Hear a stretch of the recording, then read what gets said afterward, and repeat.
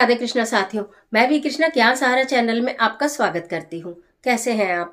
आपके अच्छे स्वास्थ्य और सुखद जीवन की मंगल कामना करती हूँ। आपके और अपने इष्ट देवों को कोटि कोटि नमन करते हुए, बड़ों को प्रणाम करते हुए वीडियो प्रारंभ करते हैं। साथियों, आज बात कर रहे हैं जया एकादशी की, यानी माघ माह के शुक्ल पक्ष की एकादशी को जया एकादशी कहते हैं।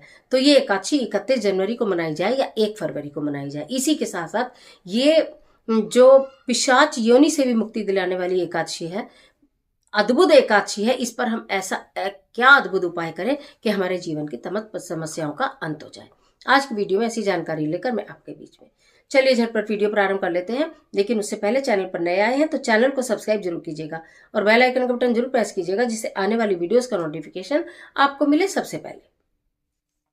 हम बात करें जया एकादशी की। यूं तो वर्ष भर में 26 एकादशी आती हैं, लीप ईयर होने पर 28 भी आती हैं।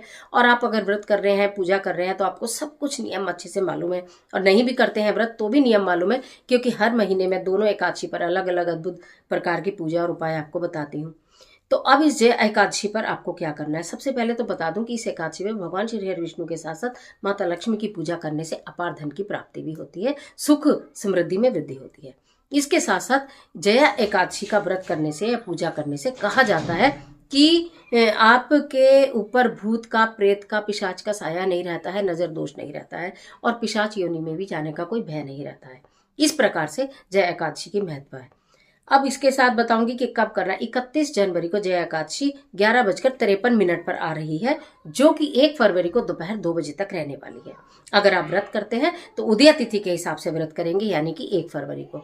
और अगर आप व्रत नहीं रखते हैं तो केवल आपको उपाय और पूजा करनी है, तो आप 31 जनवरी की शाम में भी कर सकते हैं और 1 फरवरी की सुबह में भी कर सकते हैं। अब करना क्या है ये देखिए कि समस्त पापों से मुक्ति मिल जाएगी। जय एकादशी पर व्रत नहीं भी करते हैं तो भी प्रातःकाल, जब आप अगर 31 जनवरी को कर रहे हैं तो दोपहर बाद ये कार्य आपको करना है, यानी कि संध्या समय में करना है। तो नहाने के जल में 1 चुटकी हल्दी जरूर डाल लेंगे। प्रातःकाल 1 फरवरी के दिन प्रातःकाल अपने मुख्य द्वार के दोनों ओर हल्दी में गंगा जल मिलाकर और स्वास्तिक जरूर बनाइएगा। उसके पश्चात जब संध्या समय में आप पूजा करें, भगवान श्री हरि विष्णु को पता ही आपको पीले रंग के फूल भेंट किए जाते हैं, पीले रंग के फल भेंट किए जाते हैं, पीले रंग की मिठाई भेंट की जाती है, पीले रंग के वस्त्र स्वयं भी धारण करने होते हैं। हल्दी का तिलक मस्तक पर, कंठ पर और नाभि पर लगाया जाता है। ये हमारे सुख और सौभाग्य में वृद्धि करता है। ये सब कार्य आप करते ही चले आ रहे हैं, व्रत करें तो भी ना करें तो भी। अब महा उपाय क्या करना है, आपको खीर बनानी है। चूंकि चावल एकादशी पर खाया नहीं जाता, चावल खाने से बचे।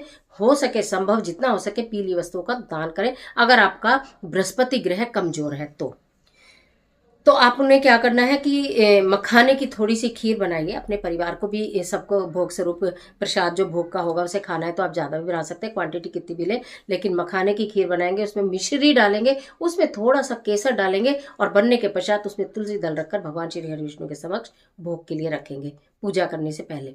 उसके पश्चात आपको एक तांबे का पात्र, जो भी आपके मंदिर में लोटा होगा, तांबे का छोटा सा गिलास होगा, जो भी, उसमें गंगा जल लेना है, और थोड़ी सी उसमें 1 चुटकी हल्दी डाल देनी है।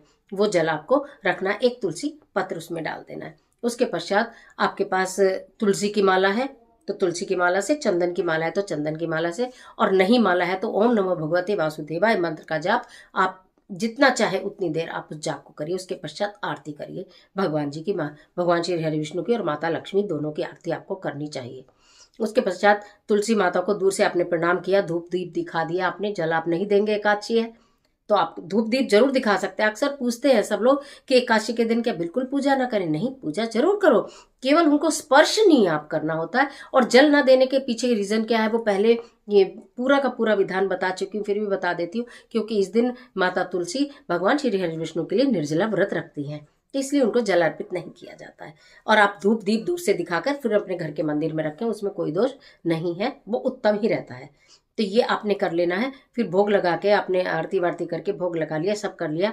जो वो प्रसाद है वो तो आप स्वयं भी ग्रहण करें, पूरे घर के सभी लोग खाएं। जो जल है उसका क्या करना है, अपने घर के मुख्य द्वार पर दोनों ओर हल्दी का स्वास्तिक बनाया ही है। उस जल से, जिसमें कि आपने 1 चुटकी हल्दी डाली है, जिसमें कि आपने 1 तुलसी दल डाला है, आपको उस जल से अपनी इस वाली फिंगर से अपने किचन में स्वास्तिक बनाना है। जल से ही ठीक है। आपका जहाँ धन क्षेत्र है वहां बनाना है जल से ही, आपके घर के मुख्य द्वार पर ही उस जल से आपने स्वास्तिक बना देना है। ठीक है। पश्चात वो जल पूरे घर में, आपको पूरे घर में अच्छे से आपको उस जल का छिड़काव कर देना है, अपने ऊपर भी छिड़काव कर देना है। सब वो जल आपको इस तरह से यूज करना है, जो बच जाएगा बाद में आप उसको ग्रहण भी कर सकते हो, लेकिन उस जल को समर्पित नहीं करना है किसी भी प्लांट या पौधे में। क्लियर है। तो ये करने से अब होगा क्या, आज सबसे पहले उपाय बताया है, अब बताती हूँ उपाय काम क्या करेगा। ये उपाय ये काम करेगा, जो चमत्कारी जल है जो भगवान श्री विष्णु को आपने भोग में भी रखा है, उसके पश्चात इस जल का जो आप पान भी करेंगे और छिड़काव भी करेंगे, पूरे घर की नेगेटिविटी दूर हो जाएगी।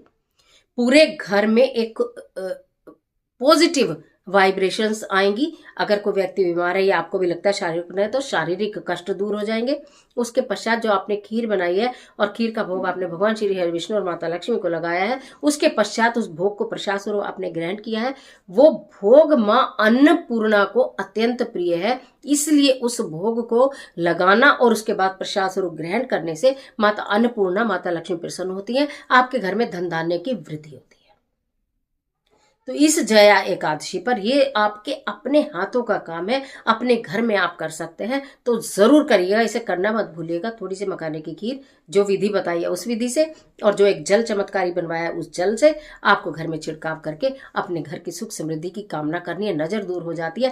कहते हैं जिन लोगों के ऊपर तांत्रिक साया, जिन लोगों को, कुछ मैं एक दिन कमेंट में पढ़ रही थी कि किसी ने कुछ करा दिया है, किया कराया जो होता है, वो भी सब कट जाता है इस जल के छिड़काव से। क्योंकि ये जया एकादशी भूत पिशाचों से भी दूर करती है, किसी किरे किए कराए से भी दूर करती है, और साथ ही साथ हमको भी पिशाच योनि में जाने से रोक देती है, यानी कि पिशाच योनि में व्यक्ति नहीं जाता है। इतनी अद्भुत है ये जया एकादशी और इतना सरल है ये उपाय, जो कि जबरदस्त वाला काम करेगा आपके जीवन में। कर देखिएगा। तो आज के लिए इतना ही। मुझे दीजिए इजाजत, मिलती हुई एक और जबरदस्त वीडियो के साथ। तब तक हंसते रहिए, मुस्कुराते रहिए, अपना और अपने अपनों का ख्याल कीजिए। वीडियो अच्छी लगे तो लाइक कीजिए, जितना चाहे उतना शेयर कीजिए, और कमेंट बॉक्स में ओम नमो भगवते वासुदेवाय लिखना बिल्कुल मत भूलिए। ईश्वर आपकी मदद